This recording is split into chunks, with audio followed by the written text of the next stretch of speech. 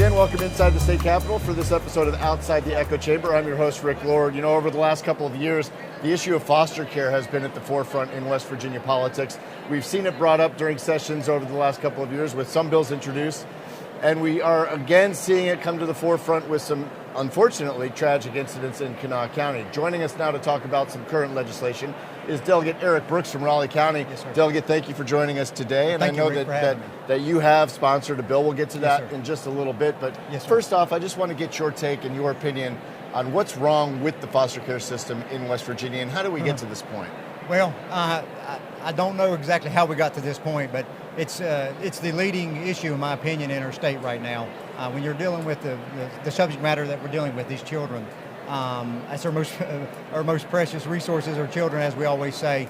And to not be doing right by them through the system, the state system that we have in place, is just it's unforgivable. We need to figure out what is exactly going on, where the problems lie, and offer up solutions to these problems.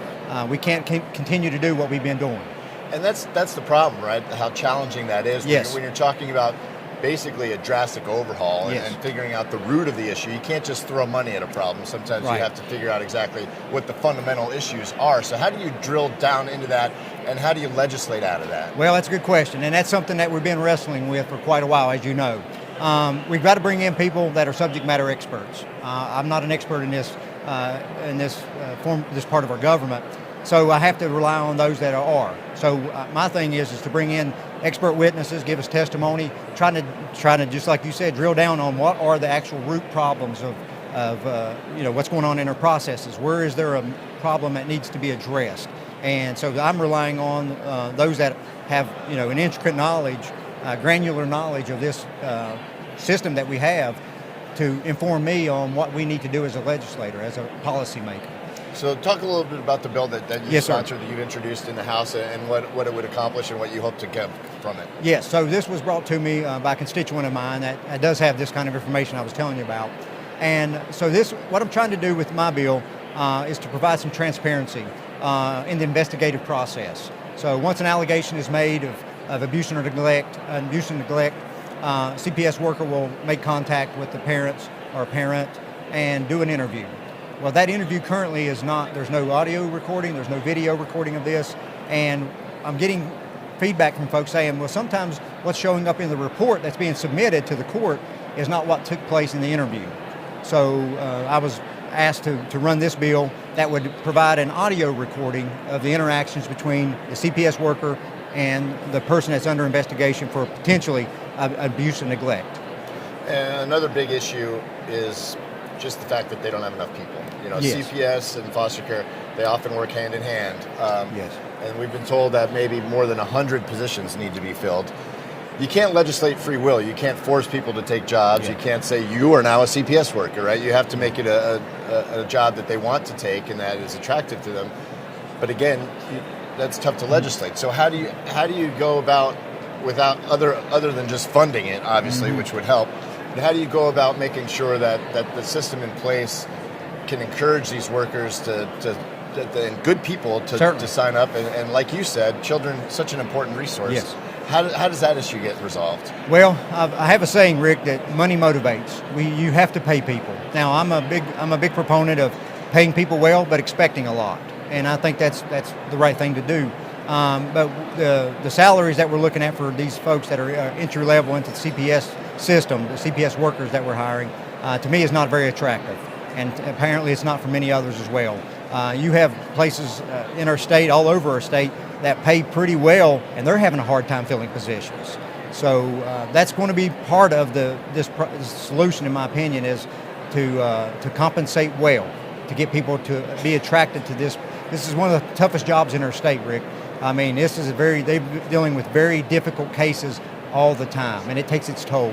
We have to compensate these people appropriately. Now, you called foster care a priority. Yes. I don't think there would be many people that would argue with that. Unfortunately, there are a lot of priorities, and when Yes. you're dealing with the finite amount of time, Yes. you only have until mid-April to get things done here under the Gold Dome.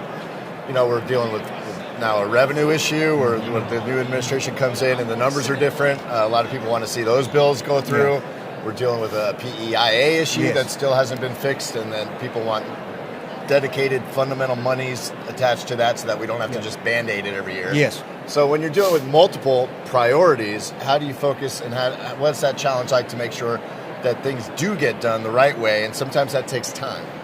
Yeah, time with this issue with CPS and foster care and all this area, we don't have time. That's the thing. I mean, each and every day that this is not addressed effectively is another day where a child is not being handled appropriately in the system. And we just can't have that. To me, everything else is secondary to that. This is real world stuff, and it's not trivial. It's not something that we can look at some other issues and say, well, this is more important. To me, there is nothing more important than this issue. So give me on a scale of 1 to 10, if we come back at the end of April after everything's taken care of and the session is over with, what's your confidence level that something this session can get done that will fundamentally change the way the foster care system works, so we can look back on it and say, okay, this was the trigger, this was the impetus that for change, and then we're in a good spot now? 1 to 10, I would say 8. Okay. I would think we have several bills that are making its way through the system so far. You'll have a guest here soon that will address some of that, but we're going to do some good things this session. I am totally convinced of that. It's not going to be a cure-all. It's going to take us several sessions to get where we need to be in this, to have the fixes for this system that we need to have. I wish I could say that we're going to take care of it this session and everything's going to be great, but that's just not the reality. It's going to take a while. Well, I appreciate your time, Delegate Sir. Eric Brooks. And if you've been in the media business before, because you gave me a nice segue. You said coming up, you'll be talking to somebody, and that's a perfect segue into our break because we do have Delegate Jonathan Pinson coming up right after this to talk about some bills that he's working on as well concerning the foster care system. I know a lot of that works hand in hand with what you talked about. Yes. So we appreciate your time, and we'll hold you to it. We'll look forward to talking to you again later. Thank you so much, Rick. Thank you for having me. Delegate Eric Brooks here on Outside the Echo Chamber, and we'll be right back to talk to Delegate Pinson right after this. Are you ready to unlock a future filled with remarkable pay, unbeatable benefits, and unparalleled satisfaction? Imagine embarking on a journey that offers you a college-level education without the weight of debt, all while earning a steady income. Look no further than the West Virginia Building and Construction Trades Apprenticeship Programs. Join us, and together, let's build a future that's brighter and stronger. Go to actwv.org to apply today. The West Virginia Building and Construction Trades, where the future is forged. Welcome back inside the state capitol on this episode of Outside the Echo Chamber, and now continuing our discussion about the foster care system is someone who's very close to it, Delegate Jonathan Pinson from Mason County. Thank you, Jonathan, for your time. Sure. And off camera, we were talking about the fact that you yourself are a foster parent, so yes. You're very familiar with this issue. Hits close to home. I know that you might have been listening in a little bit as Delegate Brooks talked about his bill. I know that in most cases you fundamentally agree with it, but you do have some concerns about some of the details in that bill. Just talk a little bit about that, and then we'll go into another bill that you've sponsored. Well, I believe that transparency is absolutely key in this process. We need to make sure, as we're talking about taking away parental rights and oftentimes severing relationships, we need to make sure that all parties involved are doing what they need to in order to make sure that we're making the most wise and prudent decisions possible. My concern is from a technology standpoint, from a legal standpoint, if we legislate that every interaction between CPS and parents is to be recorded and stored, what happens in a vile case of child abuse when one recording is misplaced or accidentally deleted, and we potentially have a child abuser who needs to spend years and years and years of their life in prison now walking free because of so you believe that could open up to a technicality in terms of missing evidence if this is mandated and that's not there, it could become a legal issue in a court of law? Sure, and I've seen it in 7 years of law enforcement, having served our community 7 years as a police officer. I've seen that happen, and by no fault of anyone's, a recording is accidentally written over, and now you have attorneys saying, aha, that's the key to pick a hole in this case, and we don't want that. I believe children who should be with their parents, good parents, should be kept with their parents. Children who are abused by their parents, parents should go to prison. I just want to make sure we're not doing something here to open up a loophole where child abusers can be let off. Is there a solution to close that loophole? Is there language that can be put in to clean it up? Absolutely. I think that just understanding that these technical glitches can happen and making a provision for that in this bill is the right way to go.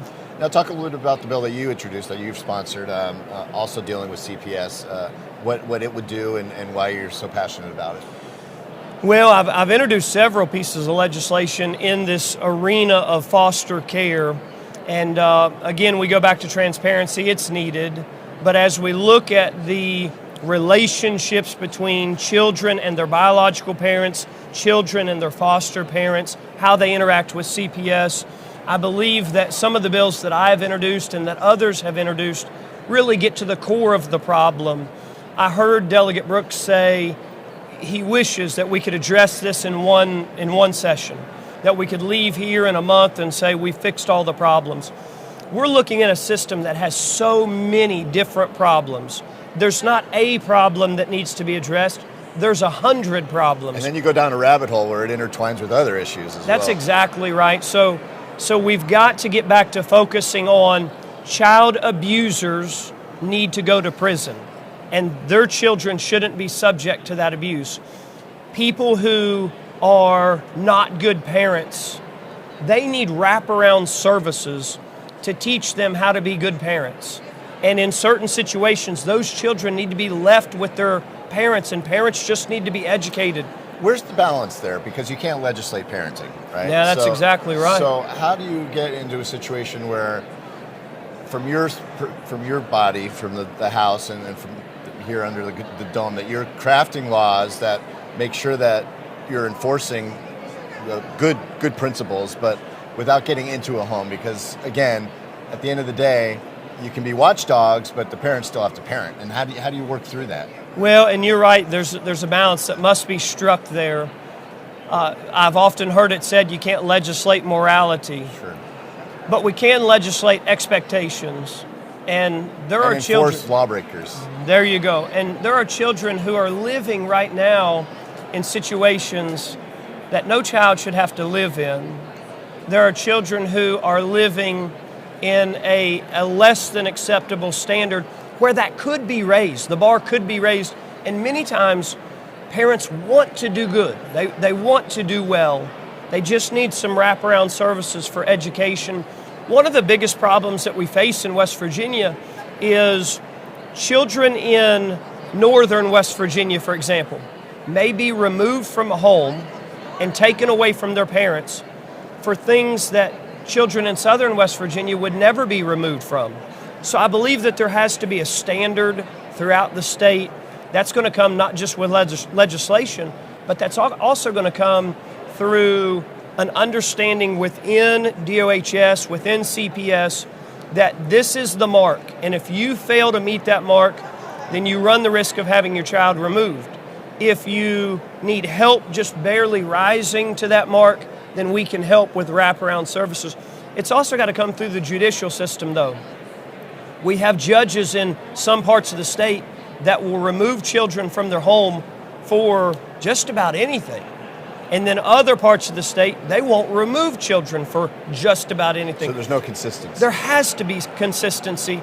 And when you have a lack of consistency, that creates the potential for a flood of children to come into an already broken system. So now we can't really address some of the root problems because we have so many children in this broken system. Again, there are 100 different ways that it needs to be fixed. I can assure you, I read the headlines this morning stating that the West Virginia legislature has failed to act on these issues. Myself and a handful of other delegates have made it our mission to act on these issues. There's not a failure to act on our part. I can promise you that. And part of the reason why that narrative can take place is because of what we've seen over the last year. Obviously, the tragic incidents that make headlines, like what we saw in Sissonville, what we recently saw at the hotel where a 12-year-old attempted suicide. A Kanawha County judge, Mary Claire Akers, had to basically create a position to monitor that type of situation where these children are living in temporary housing that may not be suitable or well guarded, or not necessarily guarded, but well monitored. Sure. How did we get here, Jonathan? How did we get to this point where this is such an enormous issue that just continues to be an issue? Sure. Well, there's a lot of ways we got here. Number one, I would submit that an erosion of family values. There's not an emphasis placed on family like there was maybe 50 years ago or 100 years ago. 100 years ago, if the state was going to move in and take someone's children, there would be a really good reason because people cared for their children. So an erosion of family values. But then also, this epidemic, this drug epidemic, West Virginia is the epicenter. There was a greater impact of this drug epidemic in West Virginia than there was anywhere else in the country. And every statistic that you find, every study that you find proves that point. So we were more adversely affected by this drug epidemic than anywhere else in the country. As a result, we have parents and grandparents who are struggling with addiction. And when they're struggling with addiction, unfortunately, the best interest of their children is not what matters to them. Getting that next fix is what matters to them. So we have more children in care as a result of the opioid epidemic. There's a lot of ways we got here, but what matters is how we act. And we have people, reporters and judges and legislators and folks within DOHS who want to shine light on this. And again, I can promise you that if someone brings me a bill, if someone brings me a solution, we'll act on it. We'll try to fix this. Now, big problems, complex problems come with big paychecks or big price tags. How much money would it take to get this done? I mean, we're talking about infrastructure, structural problems, and people problems. You don't have enough resources. I mean, I was talking to Delegate Brooks about the estimate is more than 100 positions desperately need to be filled right now just to get it to where it can be efficient. What's the price tag on that? And is too much? How much money is too much money, or is it something that you're like, hey, let's write them a blank check and get it done? Yeah, I don't think that in this situation we can say that there's an amount that would be too much, because here's what's going to happen, and you know this, our viewers know this. If we don't fix this right now, this will be a generational problem. And we can spend $30 million, $50 million, $80 million right now, this year and in the next year and the year after that, to try to curb this, or we'll spend the next 50 years raising 2 or 3 generations of young people in order to try to dig ourselves out of this hole. So I would submit that whatever DOHS needs, if it's 100 CPS workers, if it is technology, whatever they need, I stand ready to be an excellent partner. I hope and believe that this administration stands ready to be an excellent partner. We have got to move forward from this place and begin to dig ourselves out of this hole. I'll get you out of here on the same question I asked Delegate Brooks at the end. Scale of 1 to 10, how confident are you that we'll look back on this session as the trigger for change, that you'll look back and say, you know what, this is when we really started to make a dent in this and get things working? Sure. So I'm 100% confident. I would say 10 out of 10 that the areas of need that have been identified to us will be resolved. What we need is other individuals, stakeholders who have worked within this system and who can identify, here's another area to improve. Here's another change that needs to be made. What we need are those individuals to come to us and say, hey, I was looking at this, and if we were to make this change, then that would also move the needle. Again, there's not going to be one fix. There's not going to be one legislative session that fixes it all. But we need people who live in this space to say, you did excellent in 2025 making these changes. Here's a few more changes that can and should be made. Delegate Jonathan Pinson, we appreciate your time as always, sir, and best of luck moving forward. We'll check back in maybe closer to crossover today to see how things are going. Sure, thank you so much. Yeah, and you might have noticed a lot of green behind us. It is Marshall Day here at the Capitol, and coming up, we'll speak with University President Brad D. Smith about what's going on in Huntington when Outside the Echo Chamber continues. CJU is a great company to work for. We've been around for 78 years. We are an underground utility construction company all across the East Coast. We are rapidly growing, and we're seeing a huge growth in this market, a huge need for employees. We are always looking for those that are experienced, those that are trying to get their foot in the door. We have positions for everybody. We offer competitive pay. We offer competitive benefits. We take pride in having a family atmosphere at CJU's, and it's truly just a family company. Welcome back inside the state capitol on this Outside the Echo Chamber. It is Marshall Day at the Capitol, so who better to speak with than the president of the university, Brad D. Smith. Sir, thank you for joining us. We appreciate your time. We know you're a busy man, so we'll get you out of here quickly. I just wanted to briefly talk to you about what's going on at Marshall and what the last year has been like and what we can look forward to moving forward in Huntington. Well, first of all, Rick, thanks for having me. Go Herd. We have a lot going on at Marshall University. We are a key asset to the state and to the city of Huntington. You know, we're in the third year of our strategy, Marshall for All, Marshall Forever. Our aspiration is to make sure we have an affordable, flexible, and achievement-oriented education. Our enrollment is growing, our retention's improving, the economic development that we're having in the city of Huntington throughout the state continues to advance. So things are really moving in a great direction at Marshall University. Now, let me ask you, with everything that's going on federally, you know, they're making cuts across the board. How is that affecting universities throughout the state, or throughout the country, really? And what kind of challenge is that presenting for you in terms of making sure that the monies are going into the university that are needed? I think it's important to recognize change is difficult for anyone. I once had a mentor who said change can happen to you or it can happen through you. It's your choice. So Marshall's decided to be a part of the change. We've been innovating. We've been creating new revenue streams. We're controlling the things we can control, like growing student enrollment, making sure we have fans showing up at ball games and excited about what they see on the field or on the court, and they're paying for the tickets. And all that's allowing us to get stronger financially while we try to influence and shape policy where we think it needs to be bent in a more positive direction. Now, one of the catchphrases throughout the country right now is that there's indoctrination going on at campuses around the country. I know that you probably heard that, and no matter what side of the debate you're on, obviously what you strive for is a balanced education to make sure that our children are being taught how to think, not necessarily what to think. We've seen what's going on with DEI and the mandates that are coming down federally and on the state level.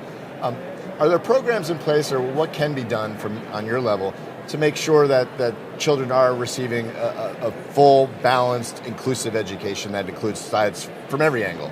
And I appreciate that there's a question or a perspective out there. I personally see that we educate, we don't indoctrinate. I believe that we put a lot of energy as a university, and all of our education systems do, to try to build civic literacy and civil discourse. It was once said of a man that I admire that he learned to speak without being offensive. He learned to listen without being defensive. And he left his adversary with their dignity at the end of a disagreement. That's what we need in today's society. That's what we try to teach. We try to create all sides of an argument and allow people to form their own opinion. And that can be tough sometimes, because a lot of times that requires being open-minded and being open to being challenged. You know, you're not having your ideology. That's why we call ourselves outside the echo chamber. We don't want to be in that bubble, you know, and sometimes being confronted with things that you might not agree with or you might not like can be good for growth. Absolutely. I think it was Socrates who said, you should first seek to understand before seeking to be understood. And I think that is so important, as today we have to be more intellectually curious and less intellectually certain. Let's try to open our minds up to hear all perspectives and see if it shapes our mind a little differently or reinforces our belief. So moving forward, get in your time machine and show us what a 2030 Marshall looks like under the leadership of Brad D. Smith. Well, I hope Brad still has a part to play at Marshall. Every single day I serve at the pleasure of our students, their parents, and faculty and staff, and the Board of Governors. But I would say to you, our aspirations remain unchanged. We have goals for 2037. 100% of our students will graduate with a job and no student loan debt. We'll grow our research from $73 million today to $150 million. We'll increase the number of startups in our community and in our state by 3x, and we will give the state a $30 return for every dollar they invest in Marshall. Today they get an $18 return, and we're improving it every single day. So that's our aspiration. If we achieve that, we will have changed lives, changed families, and changed the state for a more positive outcome. Well, you were recognized in both chambers today on Marshall Day. Well deserved. How did that go for you? It was humbling. I'm so excited when I see our students and our faculty and our staff be celebrated. Of course, I'm proud of Marshall. I'm a son of Marshall. I'm the first alum in 188 years to have the chance to come home and serve her. And so for me, I pinch myself every day that I get to be a part of something so special. And if I don't screw it up, I'm the 38th president. There'll be 38 after me. So I'm going to try to keep it going in the right direction. Well, we look forward to your continued work there in Huntington, and we appreciate your time today. President Brad D. Smith from Marshall joining us on Marshall Day at the Capitol. We also want to thank our other guests today, Delegates Eric Brooks and Jonathan Pinson. And, of course, thank you for joining us on this episode of Outside the Echo Chamber. We'll be back on Thursday as we continue to discuss the issues that are important to you and your family. Until then, I'm Rick Lord. Take care.